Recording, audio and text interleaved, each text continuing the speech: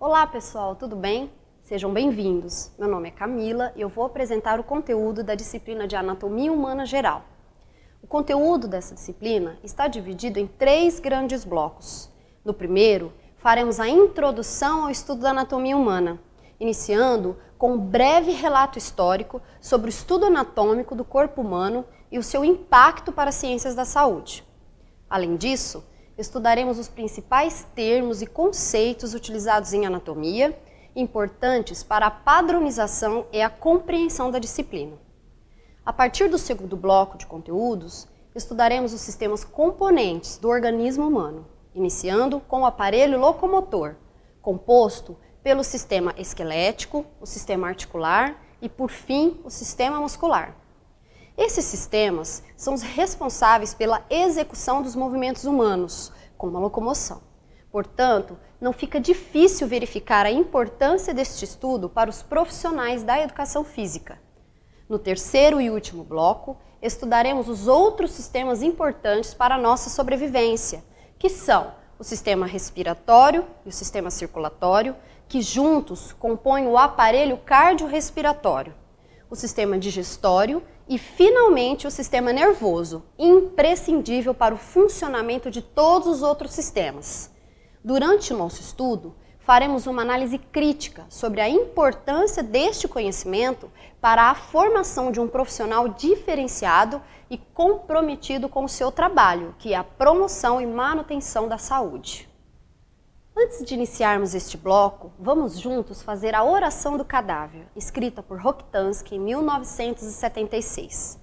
Ao te curvares com a rígida lâmina de teu bisturi sobre o cadáver desconhecido, lembra-te que este corpo nasceu do amor de 2 almas, cresceu embalado pela fé e pela esperança daquela que em seu seio o agasalhou. Sorriu e sonhou os mesmos sonhos das crianças e dos jovens. Por certo, amou e foi amado, esperou e acalentou um amanhã feliz e sentiu saudade dos outros que partiram. Agora jaz na fria lousa, sem que por ele se tivesse derramado uma lágrima sequer, sem que tivesse uma só prece. Seu nome só Deus sabe, mas o destino inexorável deu-lhe o poder e a grandeza de servir à humanidade que por ele passou indiferente. Pronto, agora podemos começar. E já de início te pergunto, o que é anatomia? Anatomia é originária da palavra grega anátome, do qual ana significa parte e tome significa cortar. Portanto, anátome é cortar em partes, o mesmo que dissecar em português. Contudo, podemos definir a anatomia como sendo a ciência que estuda macroscopicamente a constituição e a organização dos seres vivos. Em biologia, vimos que os seres vivos são constituídos de células, que se agrupam para formar tecidos, que por sua vez constituem os órgãos. Os órgãos, com objetivos comuns, se agrupam para formar sistemas orgânicos, que são estudados pela anatomia. Mas quando será que surgiu a anatomia? Esta não é uma pergunta muito simples de se responder, e teremos que fazer uma viagem para cerca de 500 anos antes de Cristo, onde começaremos a ter respostas. A anatomia é a disciplina mais antiga da medicina, e os relatos históricos dizem que os primeiros a estudá-la foram os egípcios, mas os maiores anatomistas foram os gregos, como Aristóteles e Hipócrates. No início, as dissecações eram proibidas pela igreja, sendo realizadas escondidas, ou então em animais, como fez Galeno no século II d.C., que dissecava porcos e macacos e fazia alusões ao corpo humano, havendo, é claro, muitos erros. Porém, no século XVI, mais precisamente em 1539, o médico e anatomista belga Andrés Vesalius, após ter feito inúmeras dissecações em corpos humanos, as reproduziu perfeitamente em sua obra De Humani Corporis Fabrica, sendo, a partir daí, considerado o pai da anatomia moderna.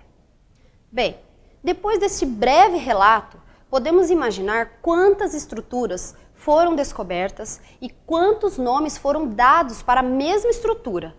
Portanto, na tentativa de resolver este problema, foi criada uma nomenclatura anatômica internacional.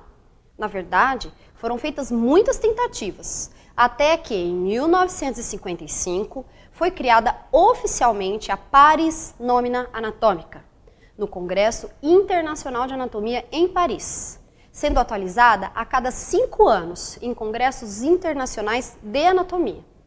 A última versão da nomenclatura anatômica foi feita em 1999, em Roma, sendo traduzida para o português pela Sociedade Brasileira de Anatomia e publicada em São Paulo no ano 2000, e é utilizada até o presente momento.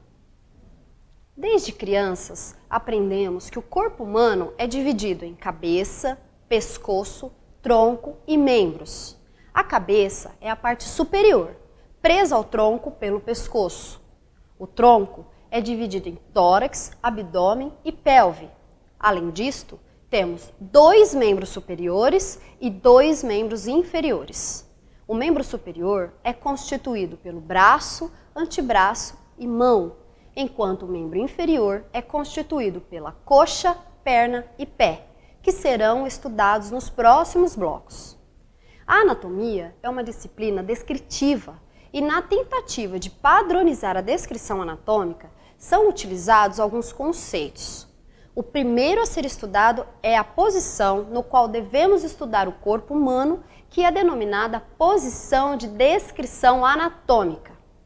Nesta posição, o corpo deverá estar em pé, em posição bípede, com a cabeça e os olhos voltados para frente, com os membros superiores ao lado do corpo e as palmas das mãos voltadas para frente, os membros inferiores unidos e os pés também dirigidos para frente. Lembrando que o corpo poderá estar deitado sobre uma mesa. A partir da posição anatômica, o estudo da anatomia segue-se utilizando os planos de delimitação, os planos de secção e os eixos, no qual os movimentos acontecem. Os planos de delimitação, como o próprio nome diz, delimitam o corpo humano como se estivesse dentro de uma caixa. Sendo assim, temos 2 planos verticais, o plano anterior ou ventral e o plano posterior ou dorsal. 2 planos laterais, direito e esquerdo, e 2 planos horizontais, o plano superior, que está acima da cabeça, e o plano inferior, que está abaixo dos pés.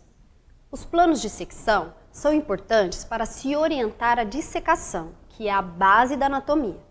Portanto, estes planos cortam o corpo humano em partes, tendo assim o plano de secção mediano, que divide o corpo humano em 2 metades iguais, a metade direita e a metade esquerda.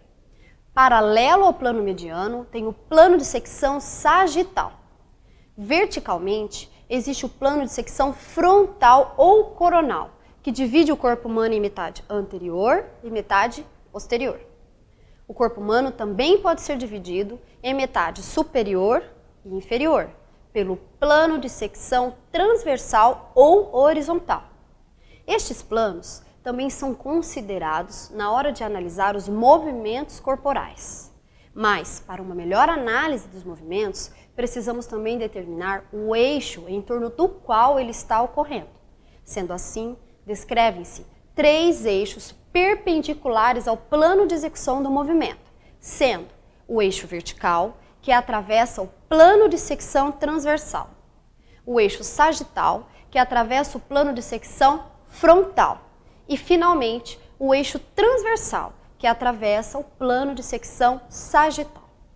Como você deve ter percebido, o estudo anatômico não é tão simples, e para finalizarmos este bloco, vamos estudar alguns termos de posição e comparação do corpo humano, que descrevem a localização e a relação das partes do corpo.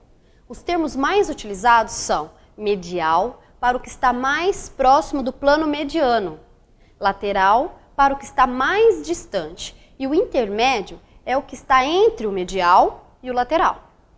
Existem também anterior ou ventral, posterior ou dorsal, superior e inferior. Nos membros, são utilizados os termos proximal, porque está mais próximo da raiz, e distal para o que está mais distante da raiz do membro.